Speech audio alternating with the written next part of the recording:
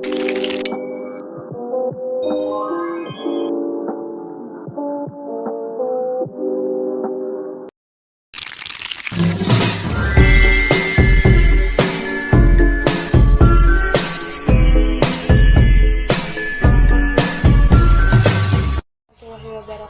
Perkenalkan, nama saya Melanie Di Ayu Lestari. Di sini saya akan membahas tentang perkembangan bahasa dan komunikasi.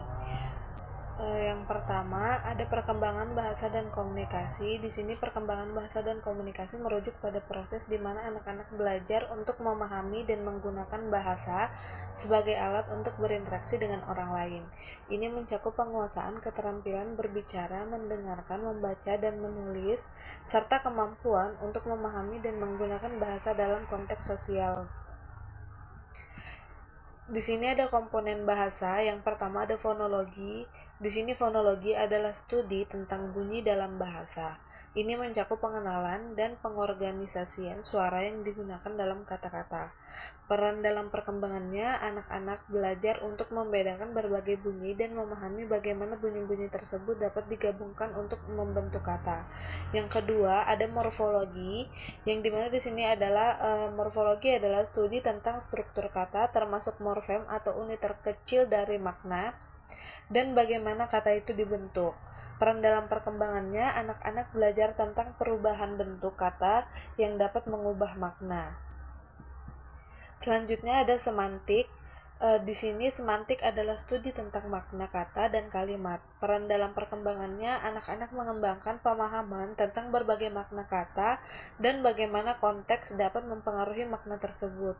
Yang keempat ada sintaksis. Di sini sintaksis adalah aturan-aturan yang mengatur cara kata-kata digabungkan menjadi kalimat. Peran dalam perkembangannya, di sini anak-anak belajar struktur kalimat yang benar, seperti urusan subjek, predikat, dan objek. Di sini yang terakhir ada pragmatis. Di sini pragmatis adalah studi tentang penggunaan bahasa dalam konteks sosial, termasuk cara makna dapat berubah berdasarkan situasi. Peran dalam perkembangannya, anak-anak belajar bagaimana menggunakan bahasa secara efektif dalam interaksi sosial. Ini termasuk pemahaman tentang nada suara, ekspresi wajah, dan konteks situasional yang dapat mempengaruhi komunikasi. Teori perkembangan bahasa. Yang pertama ada perspektif learning atau behaviorisme. Di sini teori ini berargumen bahwa bahasa dipelajari melalui interaksi sosial pengulangan dan reinforcement atau penguatan. Anak-anak belajar bahasa dengan mendengarkan orang dewasa dan meniru apa yang mereka dengar. Contohnya, jika seorang anak mengatakan susu dan mendapat respon positif atau seperti diberikan susu, mereka akan lebih mungkin menggunakan kata itu lagi di masa depan. Yang kedua ada perspektif nativis. Di sini diajukan oleh Noam Chomsky. Teori ini mengemukakan bahwa manusia dilahirkan dengan kemampuan bawaan untuk belajar bahasa. Ada struktur otak yang khusus untuk bahasa, dikenal sebagai Language Acoustic Device atau LED, yang memungkinkan anak-anak untuk memahami dan menghasilkan bahasa.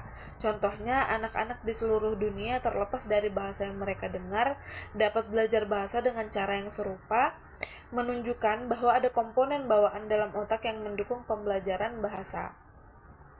Yang ketiga ada perspektif interaksionis.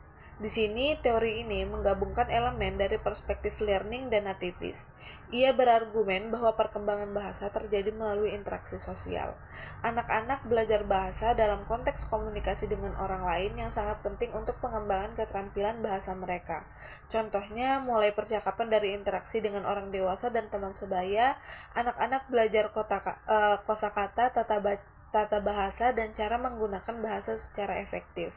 Misalnya, mereka dapat belajar istilah baru dan cara berkomunikasi dengan mendengarkan dan berpartisipasi dalam diskusi. Yang keempat, ada teori konstruktivis atau Vygotsky, yang dimana di sini berdasarkan pada pandangan Lev Vygotsky. Teori ini menekankan pentingnya konteks sosial dan budaya dalam perkembangan bahasa. Vygotsky percaya bahwa interaksi sosial adalah kunci untuk perkembangan kognitif dan bahasa. Contohnya, mulai melalui interaksi dengan orang lain, anak-anak tidak hanya belajar bahasa tetapi juga cara berpikir dan memahami dunia. Ada tahapan perkembangan bahasa. Yang pertama ada periode pralinguistik, yang dimana di sini periode pralinguistik adalah fase awal dalam perkembangan bahasa di mana bayi belum menggunakan kata-kata tetapi mulai menunjukkan kemampuan untuk berkomunikasi dan memahami interaksi sosial. Fase ini biasanya berlangsung dari lahir hingga sekitar 12 bulan. Yang kedua ada perkembangan kosakata awal. Sekitar usia 12 bulan, anak-anak mulai mengucapkan kata-kata pertama mereka. Di proses ini, diikuti oleh cepatnya perkembangan kosakata yang dimana anak-anak dapat belajar kata-kata baru dengan cepat, seringkali menguasai puluhan kata dalam waktu yang singkat. Yang ketiga, penggunaan holoprase, atau di sini anak-anak sering menggunakan satu kata untuk menyampaikan makna yang lebih kompleks. Misalnya kata makan bisa berarti saya mau makan atau saya sedang makan. Yang keempat ada perkembangan sintaksis. Seiring bertambahnya usia, anak-anak mulai menggabungkan kata-kata menjadi kalimat sederhana, kemudian kalimat yang lebih kompleks. Mereka belajar aturan sintaksis seperti urutan kata dalam kalimat. Yang kelima ada pragmatik dan keterampilan komunikasi sosial. Anak-anak belajar bagaimana menggunakan bahasa dalam konteks sosial, termasuk memahami nada suara, ekspresi wajah, dan konteks situasional. Mereka memahami bahwa cara berkomunikasi bisa berbeda tergantung pada audiens dan situasi. Di sini juga ada pengaruh bilingualisme. Bilingualisme itu merujuk pada kemampuan seseorang untuk berbicara dua bahasa yang memiliki berbagai pengaruh yang signifikan terhadap perkembangan bahasa dan komunikasi anak-anak. Ada beberapa pengaruh bilingualisme. Yang pertama ada keterampilan bahasa. Di sini anak-anak bilingualisme itu biasanya memiliki kosakata yang lebih luas karena mereka belajar dua set kosakata. Ini dapat memperkaya kemampuan mereka dalam berkomunikasi dan mengekspresikan ide. Dengan terpapar pada dua bahasa, anak-anak sering kali lebih cepat memahami konsep tata bahasa. Mereka belajar membandingkan struktur bahasa yang berbeda yang meningkatkan kesadaran linguistik. Yang kedua, ada keterampilan kognitif. Penelitian menunjukkan bahwa anak-anak bilingualisme sering memiliki kemampuan berpikir kritis dan kreatif yang lebih baik. Mereka belajar untuk berpindah antara dua bahasa yang meningkatkan fleksibilitas mental. Bilingualisme juga dapat membantu anak-anak mengembangkan keterampilan pemecah masalah yang lebih baik karena mereka sering menghadapi situasi yang memerlukan penggunaan bahasa yang tepat dalam konteks yang berbeda. Yang ketiga, tantangan dalam pembelajaran bahasa.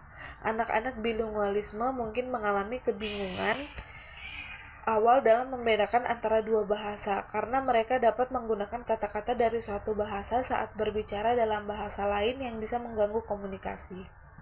Terkadang anak-anak lebih fasih dalam suatu bahasa dibandingkan yang lain, tergantung pada lingkungan dan frekuensi paparan. Ini dapat menyebabkan ketidakseimbangan dalam keterampilan bahasa mereka. Yang keempat ada pengaruh sosial dan budaya. Di sini bilingualisme memungkinkan anak-anak untuk terhubung dengan dua budaya. Ini dapat memperkaya pengalaman sosial dan memahami perspektif yang berbeda. Kemampuan untuk berbicara dua bahasa ini memperluas jaringan sosial anak-anak dan memungkinkan mereka untuk berinteraksi dengan lebih banyak teman dan anggota keluarga yang berbicara bahasa yang berbeda. Nah, di sini yang terakhir ada kesimpulan. Perkembangan bahasa itu adalah proses kompleks yang melibatkan berbagai komponen dan teori. Perkembangan bahasa dapat membantu dan mendukung anak-anak selama fase perkembangan mereka. Perkembangan bahasa dan komunikasi adalah proses yang kompleks dan berkesinambungan. Memahami tahapan dan komponen dalam perkembangan bahasa membantu orang tua dan pendidikan mendukung anak-anak selama fase penting ini sehingga mereka dapat berkembang menjadi komunikator yang efektif. Mungkin itu saja yang bisa saya sampaikan mengenai perkembangan bahasa dan komunikasi. Lebih dan kurangnya mohon dimaafkan. Wassalamualaikum warahmatullahi wabarakatuh.